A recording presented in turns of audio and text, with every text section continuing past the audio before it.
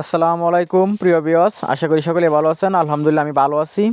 আজকে চলে আসছি আমার ছোট বোনকে এখানে আপনার আইডি কার্ডের ছবি ওঠানোর জন্য। এনআইডি কার্ডের ছবি ওঠাবো, কিন্তু এখানে এসে দেখি আপনার যে পরিমাণে ভিড় আর যে পরিমাণে ঝামেলা, দেখেন কত লম্বা সিরিয়াল।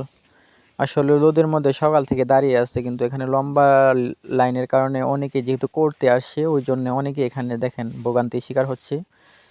কত লম্বা লাইন, আসলে এই যে প্রচণ্ড রোদের মধ্যে কিন্তু সবাই দাঁড়িয়ে আছে, আসলে খুব একটা কষ্টকর বিষয়।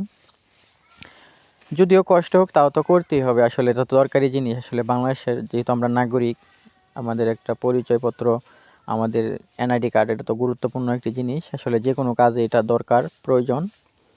তাই আসলে দেখেন আপনার ওই বারান্দার দোতলার উপরেও কিন্তু একটা লাইন দেখতেছেন আপনারা, সারিবদ্ধভাবে সবাই দাঁড়িয়ে আছে। আপনার এই যে দেখেন সবাই কিন্তু এভাবে সারিবদ্ধভাবে আপনার দাঁড়ানো আছে। খুব একটা ট্রাফ ব্যাপার, আসলে অনেক সময় নিয়ে কাজটা করতে হয়, নির্ভুলভাবে করা লাগে যেহেতু। দেখেন ওখানে এই পাশে হচ্ছে আপনাদের পুরুষের ছেলেদের লাইন, আর ওই পাশে হচ্ছে মহিলাদের লাইন। আসলে আমারটা আরও আগেই করে নিয়েছিলাম, কিন্তু আমার ছোটো বোনেরটা বাকি ছিল, ওর জন্য এখানে আসা।